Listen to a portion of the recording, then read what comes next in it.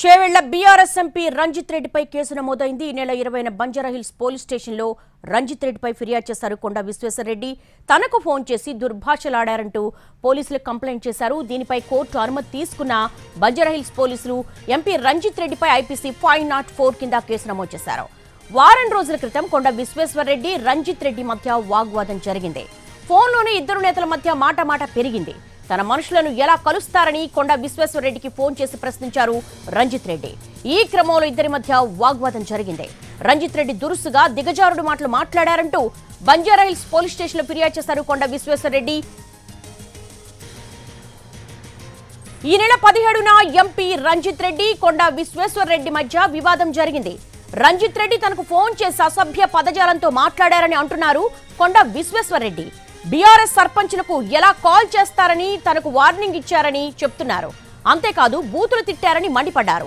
రాజకీయపరమైన మద్దతు కోసం బీఆర్ఎస్ సర్పంచ్లకు ఫోన్ చేయడం తప్పెలా అవుతుందని ప్రశ్నిస్తున్నారు కొండా.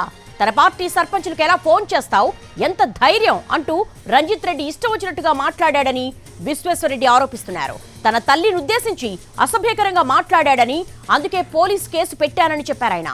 తన జీవితంలో ఎవ్వరూ ఇలా మాట్లాడలేదని ఆవేదన వ్యక్తం చేశారు కొండా విశ్వేశ్వరరెడ్డి. బీఆర్ఎస్ అంతరించిపోతున్న పార్టీ అని, అందుకే ఆ పార్టీని వీడి బీజేపీలో చేరాలని సర్పంచ్లకు కాల్ చేశానన్నారు. రాజకీయ మద్దతు కోసం సర్పంచ్లకు కాల్ చేస్తే ఎంపీ రంజిత్ రెడ్డి తనకు కాల్ చేసి ఇష్టం వచ్చినట్టుగా తిట్టాడని, అందుకే కేసు పెట్టానన్నారు. రంజిత్ రెడ్డి ఫోన్ సీజ్ చేసి ఆయన మాట్లాడిన కాల్ రికార్డ్స్ పరిశీలించాలని అంటున్నారు కొండా.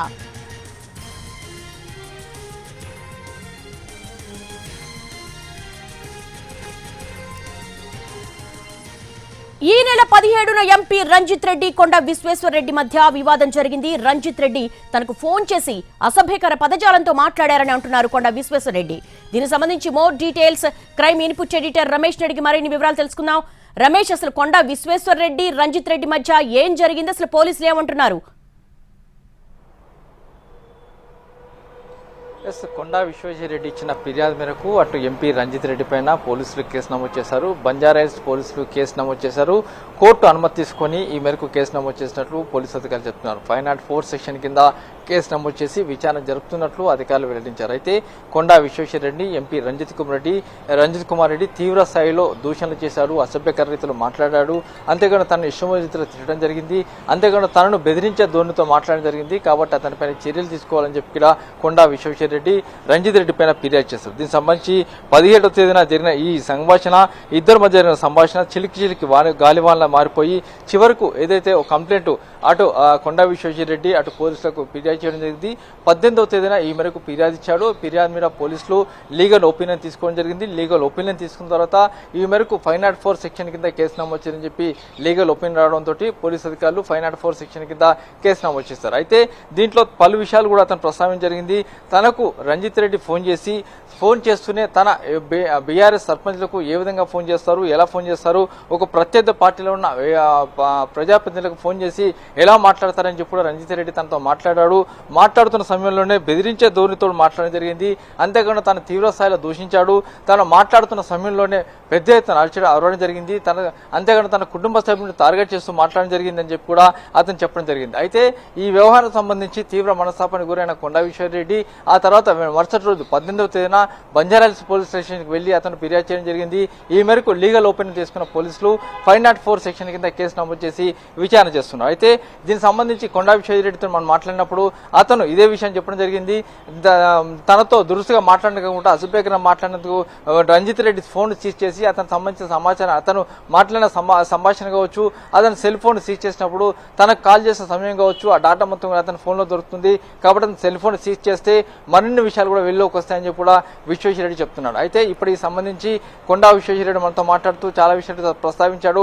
కేవలం రాజకీయ పరంగా నేను బీఆర్ఎస్ ఎమ్మెల్యేలకు మాత్రమే ఫోన్ చేయడం జరిగింది, ఎలాంటి ఉద్దేశం లేదు.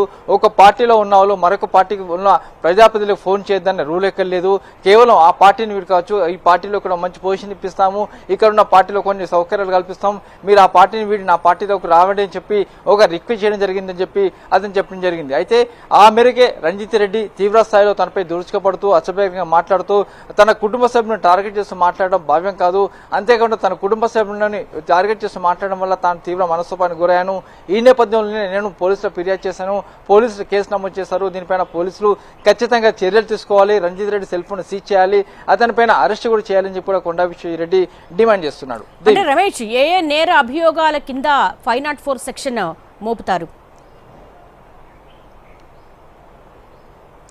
ఎస్, 504 సెక్షన్ అంటే అబ్యూజర్ కావచ్చు, థ్రెటనింగ్ కావచ్చు, లేకుంటే బెదిరింపు ధోరణితో మాట్లాడడం కావచ్చు, తన వ్యక్తిగతంగా కుటుంబ సభ్యులను టార్గెట్ చేసి మాట్లాడుతున్న నేపథ్యంలో 504 సెక్షన్ అప్లికేబుల్ అవుతుంది. ఆ అప్లికేబుల్ దాని కింద ఆ సెక్షన్ కింద కేసు నమోదు చేసి విచారణ చేస్తున్నామని చెప్తున్నా. అయితే రంజిత్ రెడ్డికి నోటీసులు ఇచ్చి అతన్ని విచారిస్తాము, అతని స్టేట్మెంట్ కూడా రికార్డ్ చేస్తాము, అంతేకాకుండా అతని దగ్గర నుంచి సెల్ ఫోన్ కూడా రికార్డ్ చేస్తాము, అతని సెల్ ఫోన్లో ఉన్న డాటాను కూడా రిట్రీవ్ చేస్తాము, అవసరమైన పక్షంలో సెల్ ఫోన్ కూడా సీజ్ చేస్తామని చెప్పి కూడా పోలీసులు చెప్తున్నారు. అయితే కొండా విశ్వేశ్వరరెడ్డి ఇచ్చిన కంప్లైంట్ ఆధారంగా కేసు నమోదు చేస్తామని చెప్పి పోలీసులు చెప్తున్నారు.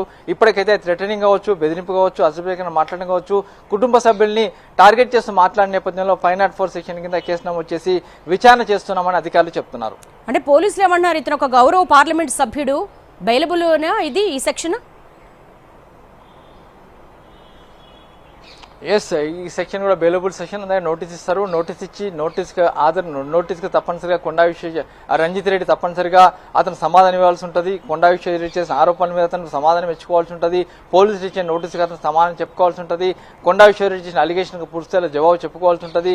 అంతేకాకుండా కొండా విశ్వేశ్వరరెడ్డి రంజిత్ రెడ్డి మధ్య జరిగిన సంభాషణ ఏంటి, అసలు ఏం జరిగిన విషయం కూడా రంజిత్ రెడ్డి చెప్పుకోవాల్సి ఉంటుంది. అంతేకాకుండా రంజిత్ రెడ్డి తన సెల్ ఫోన్ కూడా తప్పనిసరిగా పోలీసులకు హ్యాండ్ ఓవర్ చేయాల్సి ఉంటుంది.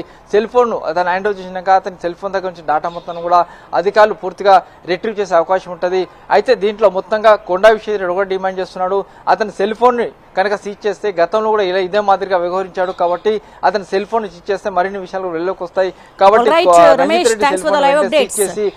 బీఆర్ఎస్ అంతరించిపోతున్న పార్టీ అంటూ కొంతమంది సర్పంచులతో నేను మాట్లాడాను, రాజకీయ సపోర్ట్ కోసమే మాట్లాడాను, అయితే నా తల్లిని దూషిస్తూ దుర్భాషలాడారంటూ కూడా విశ్వేశ్వరరెడ్డి కంప్లైంట్ చేశారు. 504 కింద రంజిత్ రెడ్డి మీద కేసు నమోదు చేశారు. ఆయనకు నోటీస్ ఇస్తారు. మరి దానికైనా ఏం సమాధానం చెప్తారన్నది కూడా వేచి చూడాల్సిన అంశం.